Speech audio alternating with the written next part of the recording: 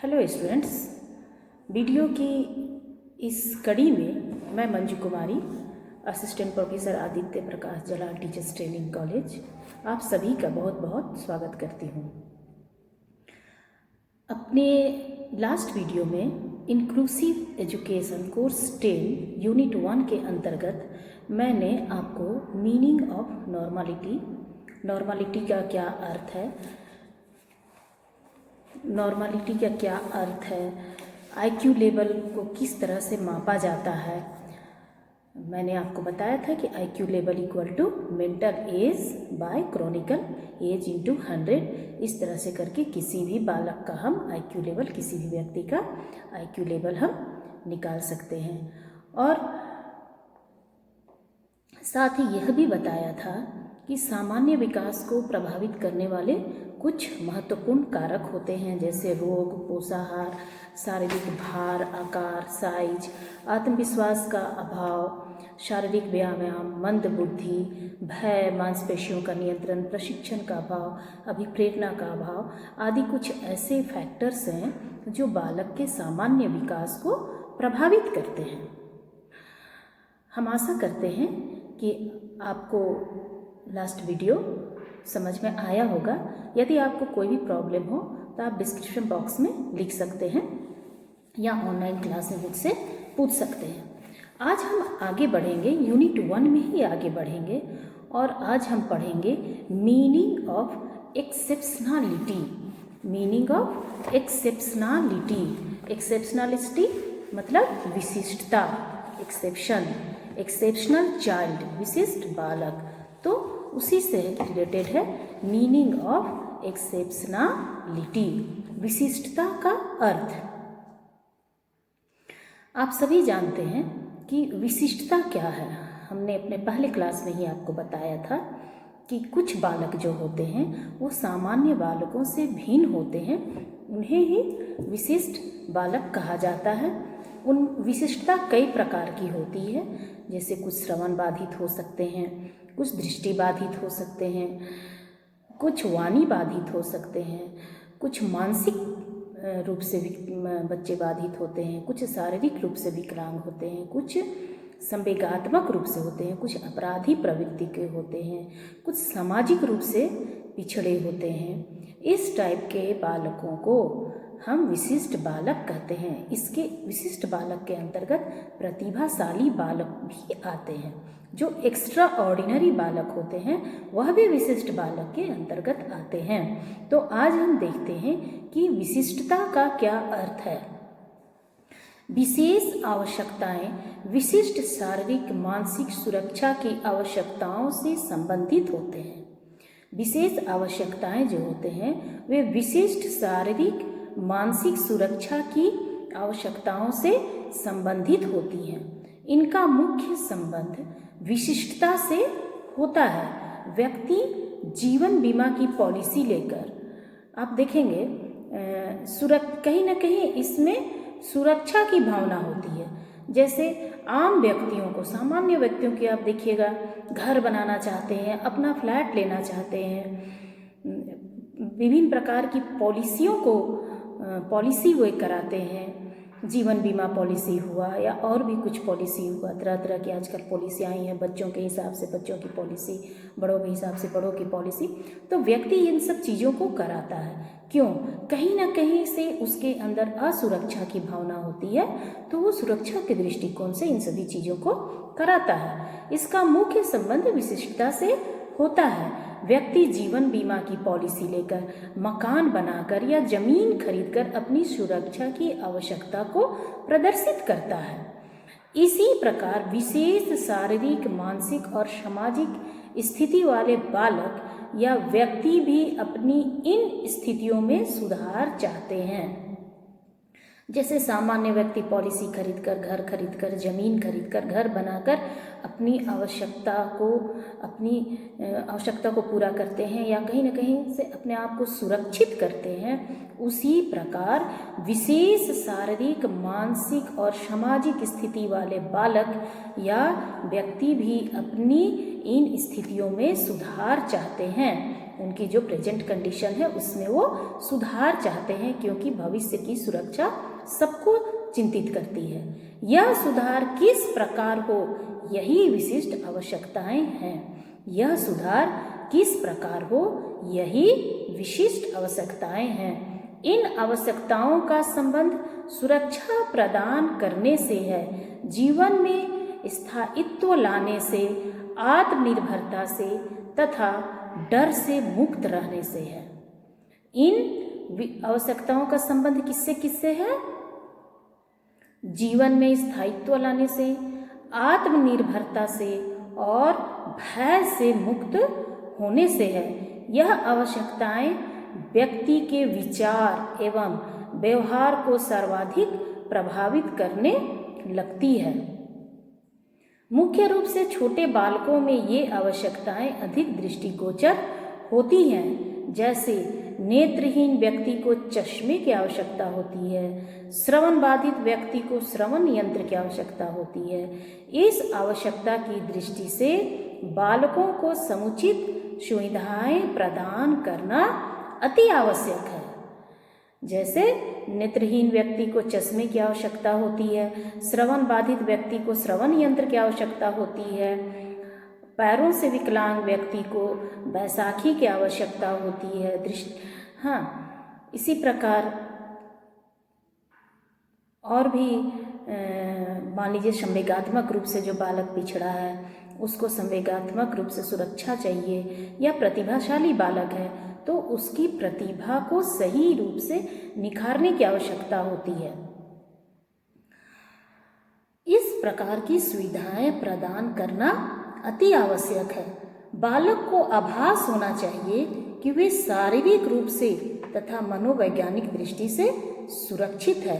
बालक को यह आभास होना चाहिए कि वह शारीरिक रूप से और मनोवैज्ञानिक दृष्टि से सुरक्षित है। उन्हें किसी भी प्रकार के डर में रहने से हमें बचाना चाहिए। विशेष आवश्यकताएं व्यक्ति को गतिशील एवं क्रियाशील बनाती है। विशेष आवश्यकताएं जो हैं वह व्यक्ति को गतिशील एवं क्रियाशील बनाती है, परंतु ऐसा तभी संभव हो सकता है जब इन आवश्यकताओं की पूर्ति हो सके।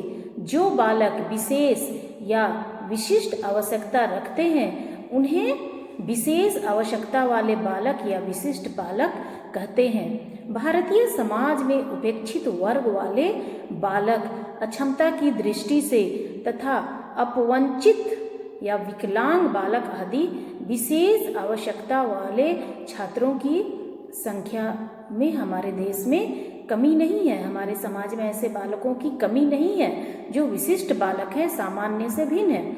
इन सभी बालकों के लिए समावेशी शिक्षा के माध्यम से शिक्षा का प्रावधान किया जाना चाहिए एवं ऐसे विशेष आवश्यकता वाले बालक को विशिष्ट बालक कहकर पुकारा जाता है। विशिष्ट शब्द का अर्थ अलग अलग व्यक्ति अलग अलग प्रकार से व्यक्त करते हैं। विशिष्ट शब्द का अर्थ अलग अलग व्यक्ति अलग अलग प्रकार से व्यक्त करते हैं। कुछ प्रतिभाशाली बालकों के लिए तो कुछ सृजनात्मक बालकों के लिए, क्रिएटिव चाइल्ड तरह तरह का क्रिएशन करता है, वो भी विशिष्ट बालक है। तो कुछ प्रतिभाशाली बालकों के लिए, कुछ क्रिएटिव बालकों के लिए ऐसा करते हैं, परंतु ऐसा नहीं है। मेरा मानना है कि परंतु ऐसा नहीं है। विशिष्ट का अर्थ है सामान्य बालक से भिन्नता रखने वाला बालक।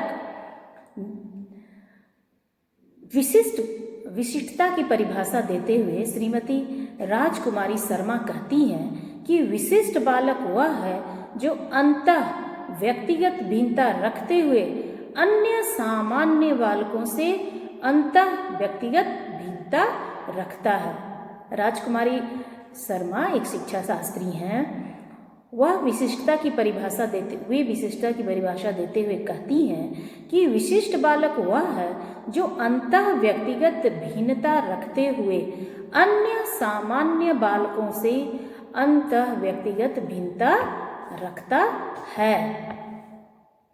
उसी तरह क्रो एंड क्रो एक बहुत बड़े मनोवैज्ञानिक हैं। वे कहते हैं कि विशिष्ट प्रकार या विशिष्ट शब्द किसी एक ऐसे लक्षण या उस लक्षण को रखने वाले व्यक्ति पर लागू किया जाता है, जबकि इस लक्षण को सामान्य रूप से रखने से प्रत्यय की सीमा इतनी अधिक होती है कि उसके कारण व्यक्ति अपने साथियों का विशिष्ट ध्यान प्राप्त करता है और इससे उसकी व्यवहार की अनुक्रियाएं और क्रियाएं प्रभावित होती हैं। आपने फर्स्ट ईयर में अनुक्रियाएं एवं क्रियाएं पेपर 3 में पढ़ा होगा।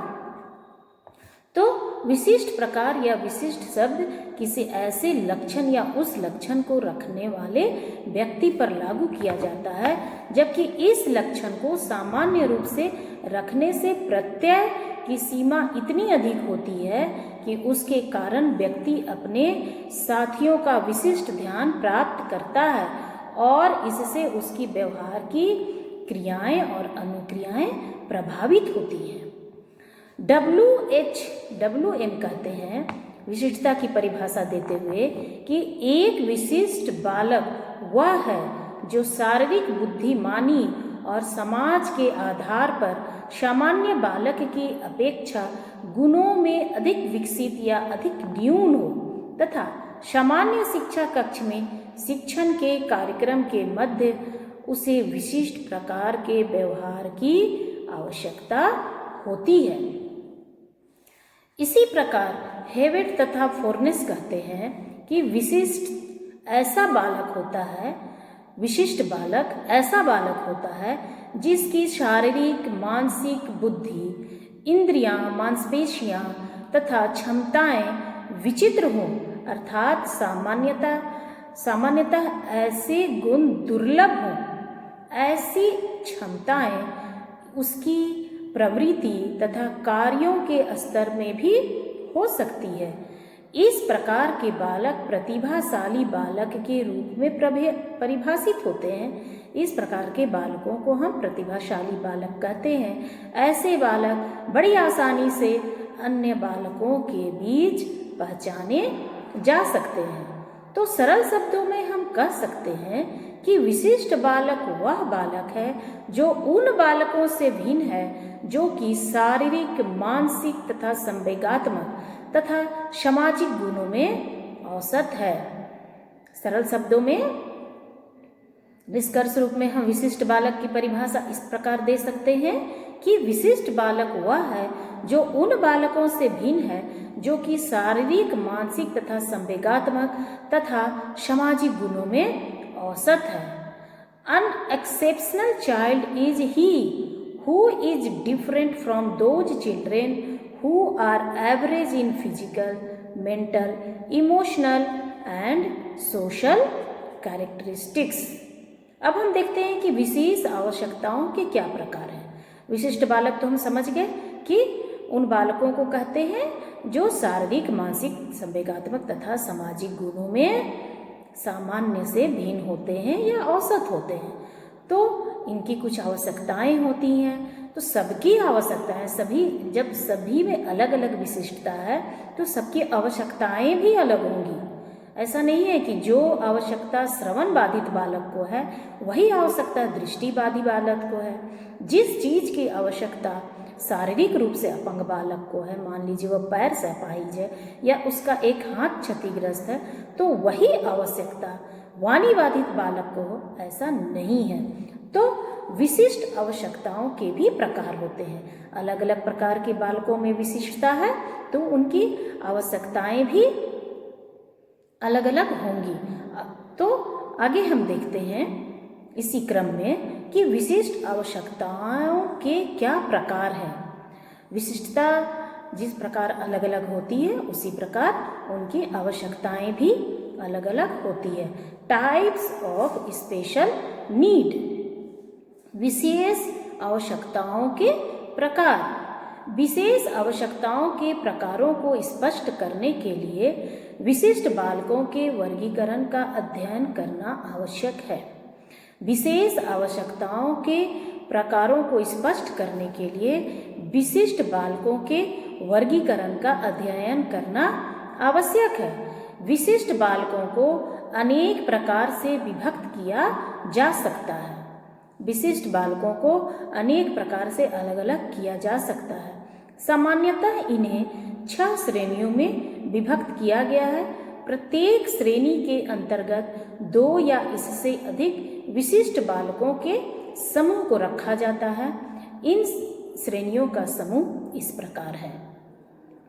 विशिष्ट बालकों को अनेक प्रकार से विभक्त किया जाता है। सामान्यतः इन्हें 6 श्रेणियों में रखा जाता है। प्रत्येक श्रेणी के अंतर्गत 2 या इससे अधिक विशिष्ट बालकों का समूह को रखा जाता है, जो कि इस प्रकार है। पहले समूह में हम रखते हैं बौद्धिक रूप से भिन्न बालक। पहले समूह में हम रखते हैं बौद्धिक रूप से भिन्न बालक, intellectually different child. Intellectually different child, इसके अंतर्गत कौन कौन से बालकों को हम रखते हैं? मानसिक रूप से मंद या पिछड़ा बालक, मानसिक मंदित बालक या मानसिक रूप से पिछड़े बालक को हम इसके अंतर्गत रखते हैं। मेंटली रिटार्डेड चिल्ड्रन को इसके अंतर्गत रखते हैं। बौद्धिक रूप से भिन्न बालक के अंतर्गत शैक्षिक रूप से पिछड़े बालकों को भी हम रखते हैं। एजुकेशनली रिटार्डेड बालक को भी रखते हैं। और तीसरा प्रकार का बालक जो है गिफ्टेड, प्रतिभावान, प्रतिभाशाली चाइल्ड को रखते हैं। और चौथा क्रिएटिव चाइल्ड को रखते हैं। तो हम क्या देखें? पहला देखें कि बौद्धिक रूप से भिन्न बालक में इंटेलेक्चुअली डिफरेंट चाइल्ड, बौद्धिक रूप से भिन्न बालक, इंटेलेक्चुअली डिफरेंट चाइल्ड, इसके अंतर्गत हम 4 प्रकार के बालकों को रखते हैं, जिसमें पहला है मानसिक मंदित बालक या मानसिक रूप से पिछड़ा बालक, मेंटली रिटार्डेड चाइल्ड। दूसरा शैक्षिक रूप से पिछड़े बालक को हम इसके अंतर्गत रखते हैं एजुकेशनली रिटार्डेड बालक को रखते हैं। गिफ्टेड चाइल्ड, प्रतिभाशाली बालक को इसके अंतर्गत रखते हैं। और क्रिएटिव चाइल्ड, सृजनात्मक बालक को हम इसके अंतर्गत रखते हैं। तो पहला हो गया बौद्धिक रूप से भिन्न बालक। दूसरा है शारीरिक रूप से भिन्न बालक। शारीरिक रूप से भिन्न बालक, फिजिकली डिफरेंट चाइल्ड। दूसरा श्रेणी है, 6 श्रेणियों के अंतर्गत हम बांटते हैं, जिसमें पहला है बौद्धिक रूप से भिन्न बालक, दूसरा है शारीरिक रूप से भिन्न बालक, फिजिकली डिफरेंट चाइल्ड। इसके अंतर्गत भी हम 5 प्रकार के बालकों को एक श्रेणी में रखते हैं, जिसमें पहला है विकलांगिक अक्षम या अपंग बालक, विकलांग बालक या अपंग बालक। ऑर्थोपेडिकली क्रिपल्ड चाइल्ड, ऑर्थोपेडिकली जो अपंग होते हैं उसको शारीरिक रूप से भिन्न बालक के अंतर्गत रखते हैं। दूसरा चिरकालिक बीमार एवं क्षतिपूर्ण स्वास्थ्य, क्रॉनिकली इल, कुछ बालक ऐसे होते हैं जिनको ठीक नहीं किया जा सकता, वो क्रॉनिकली इल होते हैं, उसको भी इसके अंतर्गत रखते हैं। तीसरा है श्रवण क्षतियुक्त, मतलब हियरिंग इम्पेयर्ड, जो श्रवण बाधित होते हैं उनको इसके अंतर्गत रखते हैं। चौथा है दृष्टि बाधित, विजुअली इम्पेयर्ड, जो नेत्रहीन बालक होते हैं उसको इसके अंतर्गत रखते हैं। और मल्टीपल हैंडिकैप्ड, मल्टीपल बहु बाधित, बहु विकलांग, जैसे कि कोई बोल भी नहीं सकता है, सुन भी नहीं सकता है, या कोई दृष्टिहीन भी है और पैरों से भी पोलियोग्रस्त है मान लीजिए। तो ऐसे 5 प्रकार के बालकों को हम शारीरिक रूप से भिन्न बालक की श्रेणी में रखते हैं। किन किन बालकों को हम शारीरिक रूप से भिन्न बालक की श्रेणी में रखते हैं? विकलांग बालक को, चिरकालिक बीमार, जो लगातार बीमार रहते हैं, क्रोनिकली किसी बीमारी से ग्रसित होते हैं, श्रवण बाधित, हियरिंग इम्पेयर्ड को, दृष्टि बाधित, विजुअली इम्पेयर्ड को, और मल्टीपल हैंडिकैप्ड को हम इसके अंतर्गत रखते हैं। तीसरा श्रेणी है मौखिक संचार में भिन्न बालक, मौखिक संचार में भिन्न बालक, different child in oral communication, मौखिक संचार में भिन्न बालक, different child in oral communication. इसके अंतर्गत हम दो प्रकार के बालकों को रखते हैं। वाक क्षतियुक्त स्पीच इम्पेयर्ड, जो बोल नहीं सकता है, वाक क्षति युक्त स्पीच इम्पेयर्ड, और भाषा विकलांग लैंग्वेज हैंडीकैप्ड, भाषा विकलांग लैंग्वेज हैंडीकैप्ड। इन दोनों को हम मौखिक संचार से में भिन्न बालक के अंतर्गत रखते हैं। Different child in oral communication. चौथा श्रेणी है मनोसामाजिक रूप से भिन्न बालक। चौथी श्रेणी है मनोसामाजिक रूप से भिन्न बालक, psychologically different child, psychologically different child. इसके अंतर्गत हम 4 प्रकार के विशिष्ट बालकों को रखते हैं, जिसमें पहला है संवेगात्मक रूप से अशांत बालक, इमोशनली डिस्टर्ब्ड चाइल्ड, संवेगात्मक रूप से अशांत बालक, इमोशनली डिस्टर्ब्ड चाइल्ड। दूसरा सामाजिक रूप से कुसमायोजित बालक, सामाजिक रूप से कुसमायोजित बालक, सोशली माल एडजस्टेड, सोशली माल एडजस्टेड बालक। तीसरा समस्यात्मक बालक, प्रॉब्लम्स चाइल्ड, समस्यात्मक बालक। और चौथा अपराधी बालक, डेलिक्वेंट चाइल्ड। इन 4 प्रकार के बालकों को हम मनोसामाजिक रूप से भिन्न बालक की श्रेणी में रखते हैं, साइकोलॉजिकली डिफरेंट चाइल्ड के अंतर्गत रखते हैं।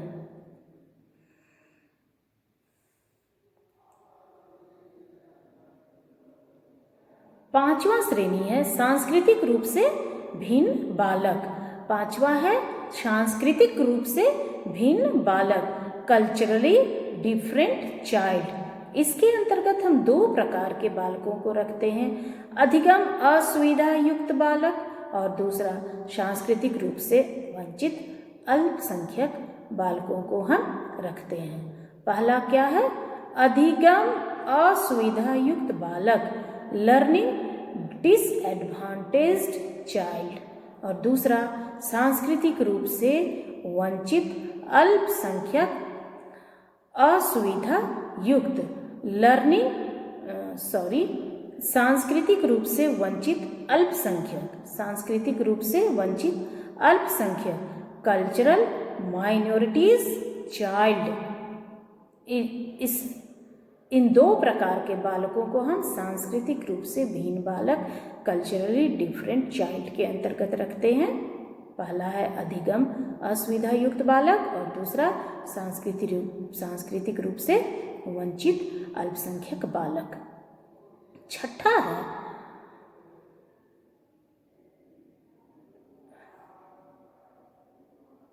जो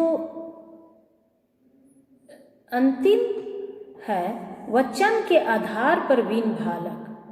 सबसे लास्ट श्रेणी है वंचन के आधार पर, वंचन मतलब अभाव, अभाव के आधार पर डिफरेंट बालक, different child on the basis of deprivation, अभाव के आधार पर। जैसे सामाजिक रूप से वंचित बालक, सोशली डिप्रीव्ड चाइल्ड, और आर्थिक रूप से वंचित बालक, इकोनॉमिकली डिप्रीव्ड चाइल्ड।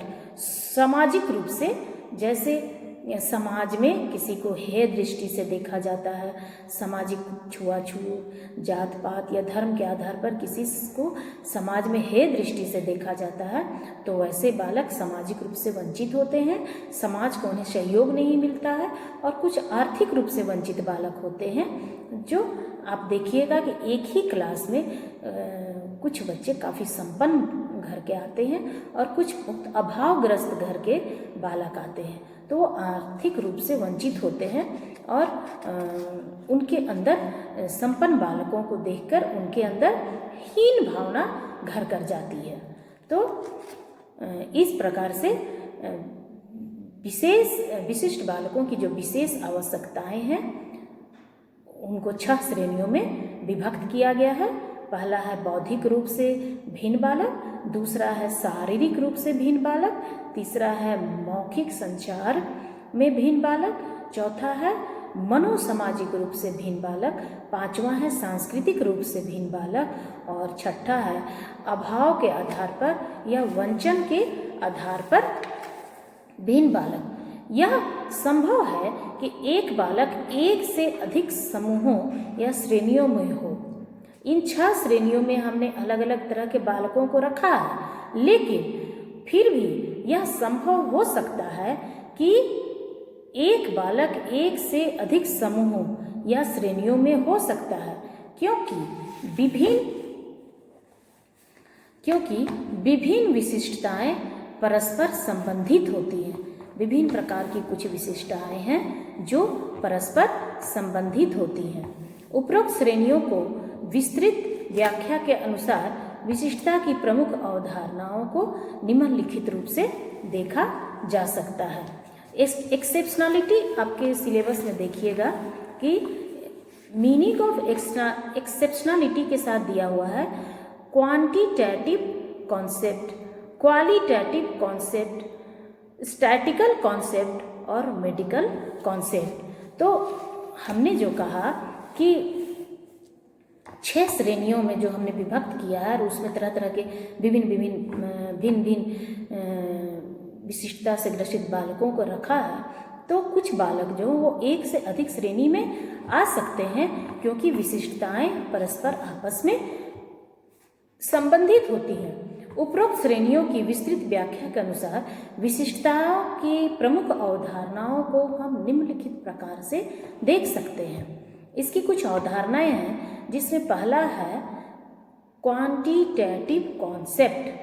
क्वांटिटेटिव कॉन्सेप्ट मात्रात्मक अवधारणा। विशिष्टता की मात्रात्मक अवधारणा को बौद्धिक भिन्नता के रूप में स्पष्ट किया जा सकता है। ऐसे समस्त बालक जो मानसिक रूप से पिछड़े हैं, सीखने में अक्षम हैं अथवा शैक्षिक रूप से पिछड़े हैं, प्रतिभावान हैं या सृजनात्मक हैं, बौद्धिक रूप से भिन्न कहलाते हैं। विशिष्टता की मात्रात्मक अवधारणा को बौद्धिक भिन्नता के रूप में भी स्पष्ट किया जा सकता है। ऐसे समस्त बालक जो मानसिक रूप से पिछड़े हैं, सीखने में अक्षम हैं अथवा शैक्षिक रूप से पिछड़े हैं, प्रतिभावान हैं या सृजनात्मक हैं, बौद्धिक रूप से भिन्न कहलाते हैं। मानसिक रूप से पिछड़े बालकों की आवश्यकताएं सामान्य बालकों से सर्वथा भिन्न होती है, क्योंकि बौद्धिक रूप से भिन्न बालकों का बौद्धिक स्तर सामान्य बालक से कम या अधिक होता है। बौद्धिक स्तर सामान्य बालकों से कम या अधिक होता है। उनके सीखने की गति सामान्य बालकों से भिन्न होती है। उनकी रुचियों का स्तर बौद्धिक स्तर को प्रभावित करने लगता है और वातावरण के उत्तेजकों को अपनी बुद्धि के अनुसार समझने के कारण उनके अनुभव भी भिन्न होते हैं। मानसिक रूप से पिछड़े बालकों की आवश्यकताएं सामान्य बालकों से भिन्न होती है, क्यों भिन्न होती है? क्योंकि बौद्धिक रूप से भी बालक भिन्न होते हैं, जिसमें पहला है बौद्धिक स्तर सामान्य बालकों से कम या अधिक हो सकता है। दूसरा है उनकी सीखने की गति सामान्य बालकों से भिन्न होती है। तीसरा है उनकी रुचियों का स्तर बौद्धिक स्तर को प्रभावित होने के कारण तीसरा क्या है? उनकी रुचियों का स्तर बौद्धिक स्तर से प्रभावित होने के कारण सामान्य बालकों से भिन्न होता है। और चौथा है वातावरण के उत्तेजकों को, कैटलिस्ट को अपनी बुद्धि के अनुसार समझने के कारण उनके अनुभव भी भिन्न होते हैं। इस प्रकार 90 से 110 बुद्धि लब्धि वाले बालक को सामान्य मानकर अन्य बालकों को बौद्धिक रूप से अर्थात विशिष्ट माना जाता है। इस प्रकार 90 से 110 बुद्धि लब्धि वाले बालकों को सामान्य मानकर अन्य बालकों को बौद्धिक रूप से भिन्न अर्थात विशिष्ट माना जाता है। 110 से अधिक बुद्धि लब्धि वाले बालक प्रतिभावान, 110 से अधिक बुद्धि लब्धि वाले बालकों को हम प्रतिभाशाली बालक मानते हैं और 90 से कम बुद्धि लब्धि वाले बालक को हम मानसिक रूप से पिछड़ा समझते हैं। बौद्धिक रूप से भिन्न बालकों की कुछ पहचान है। बौद्धिक रूप से भिन्न बालकों की कुछ पहचान है, जैसे बुद्धि लब्धि का मापन बुद्धि परीक्षणों द्वारा किया जाता है। इन परीक्षणों से प्राप्त बुद्धि लब्धि अंक विभिन्न कारणों से प्रभावित हो सकती है। बौद्धिक रूप से भिन्न बालकों की पहचान हम बुद्धि लब्धि के मापन या बुद्धि परीक्षण द्वारा करते हैं, लेकिन इन परीक्षणों से प्राप्त बुद्धि लब्धि अंक अनेक कारणों से प्रभावित हो सकते हैं, जैसे बीमारी, पारिवारिक समस्या, परीक्षण के संबंध में चिंता, भाषा भिन्नता तथा परीक्षण से संबंधित परिस्थितियाँ। भाषा भिन्नता, यदि मान लीजिए हम किसी बालक की बुद्धि लब्धि का परीक्षण कर रहे हैं और बालक का जो है हिंदी लैंग्वेज पर कमांड नहीं है और हम उससे प्रश्न हिंदी में पूछते हैं या उसको प्रश्न सॉल्व करने के लिए हिंदी में देते हैं, तो वैसी स्थिति में उसकी जो बुद्धि लब्धि है वो प्रभावित होगी, वो बालक 100% नहीं दे पाएगा। उसी तरह परीक्षण के संबंध में चिंता कि कैसे परीक्षण होगा, क्या होगा, इस संबंध में सोच सोचकर बालक डिप्रेशन में चला जाता है, भय ग्रसित रहता है, अवसाद में रहता है और वह अपना 100% नहीं दे पाता है। परिवार की समस्या है, परिवार की क्या बैकग्राउंड स्थिति है, परिवार में कैसी स्थिति है, कहीं उसके परिवार में हमेशा, बालक के परिवार में हमेशा लड़ाई झगड़ा मारपीट या कुछ और भी समस्याएं होती हैं, आर्थिक समस्याएं हैं परिवार की, कुछ सोशल समस्याएं हैं परिवार की, तो वैसी स्थिति में भी बालक अपना 100% नहीं दे पाता है। बीमारी की अवस्था में यदि बालक लंबे टाइम से बीमार है तो भी यदि उसकी बुद्धि लब्धि का हम उसकी बुद्धि का मापन करते हैं, उसकी IQ लेवल का अगर हम मापन करते हैं तो बालक का 100% नहीं दे पाता है। नेक्स्ट है गुणात्मक अवधारणा। नेक्स्ट है गुणात्मक अवधारणा, क्वालिटेटिव कॉन्सेप्ट। गुणात्मक अवधारणा, क्वालिटेटिव कॉन्सेप्ट। गुणात्मक अवधारणा के अंतर्गत संवेगात्मक रूप से व्यथित, गुणात्मक अवधारणा के अंतर्गत संवेगात्मक रूप से व्यथित तथा सामाजिक रूप से कुसमायोजित तथा सामाजिक रूप से कुसमायोजित बालक आते हैं। गुणात्मक अवधारणा क्वालिटेटिव कॉन्सेप्ट के अंतर्गत संवेगात्मक रूप से व्यथित तथा सामाजिक रूप से कुसमायोजित बालक आते हैं। संवेगात्मक रूप से व्यथित बालक को अपनी भावनाओं के प्रदर्शन में कठिनाई का अनुभव होता है। ऐसे बालकों में भावनाओं का सही व्यवस्थापन न होने की स्थिति में संवेगात्मक असंतुलन का प्रदर्शन बालक जो है संवेगात्मक असंतुलन का प्रदर्शन करता है। फलस्वरूप वे स्वयं के लिए एवं समाज के लिए समस्या बन जाते हैं। फलस्वरूप वो स्वयं के लिए और समाज के लिए समस्या बन जाते हैं। संवेगात्मक रूप से पीड़ित बालकों की संख्या बहुत अधिक होती है। समाज में संवेगात्मक रूप से पीड़ित बालकों की समस्या बहुत अधिक होती है। सामाजिक रूप से कुसमायोजित बालक, सामाजिक रूप से जो बालक कुसमायोजित होते हैं वे अपने परिवार के सदस्यों, मित्रों, सहयोगियों और समाज के विभिन्न सदस्यों से नियमानुसार एवं सहज भाव से अंतःक्रिया नहीं कर पाते हैं।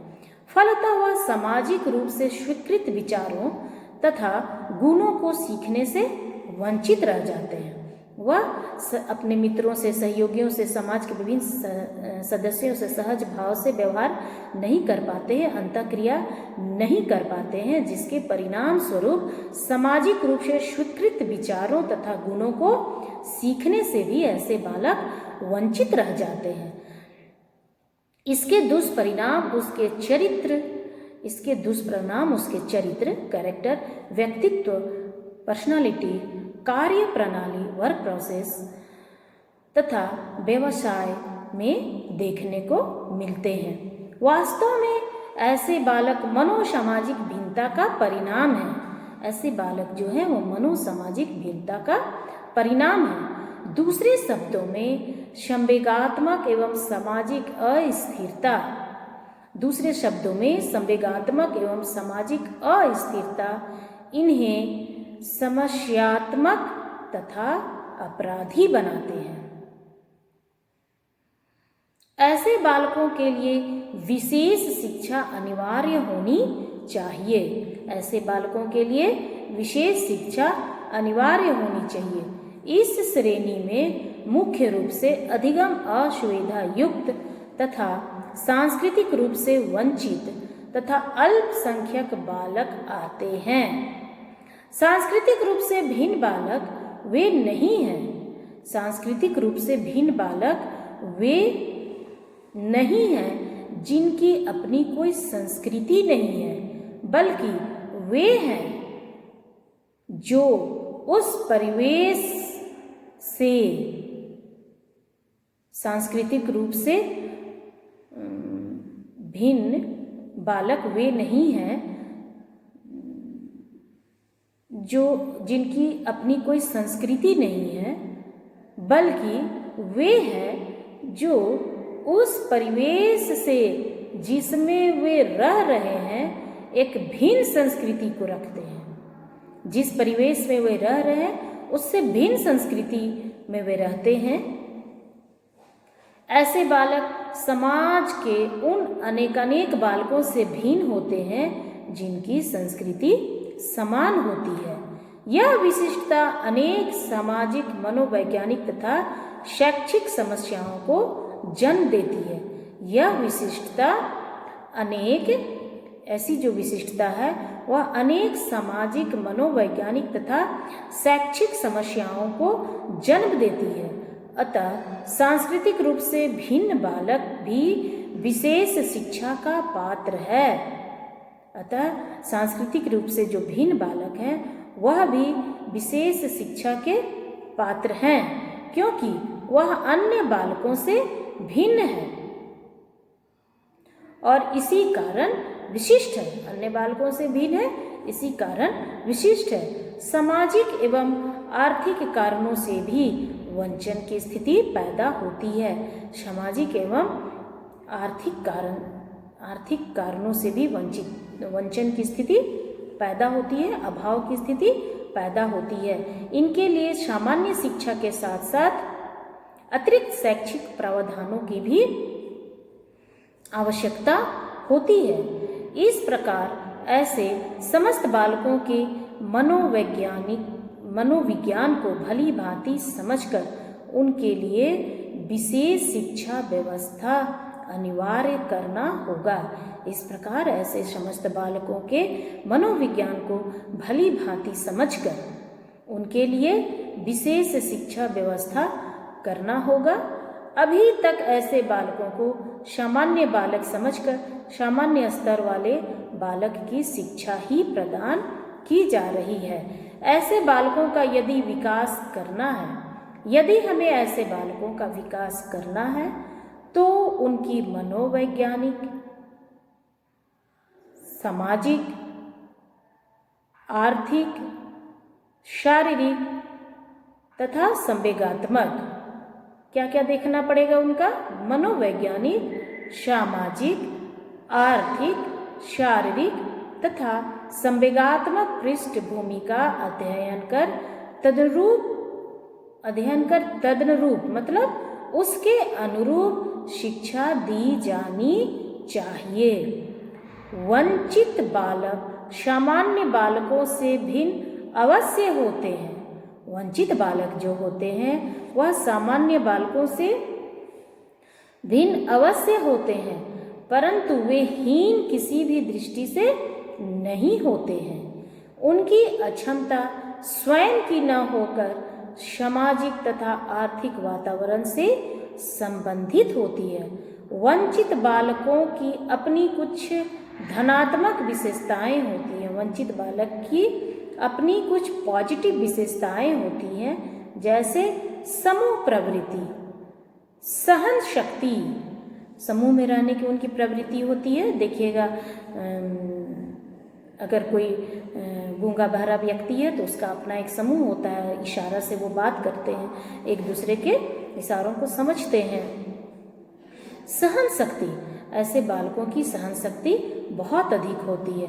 अनौपचारिकता, कठिनाइयों का सामना करने की शक्ति, विभिन्न प्रकार की कठिनाइयों का सामना करने की शक्ति इनके अंदर काफ़ी होती है।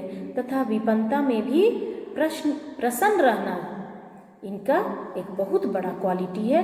विपन्नता मतलब अभाव में भी ये खुश रहते हैं।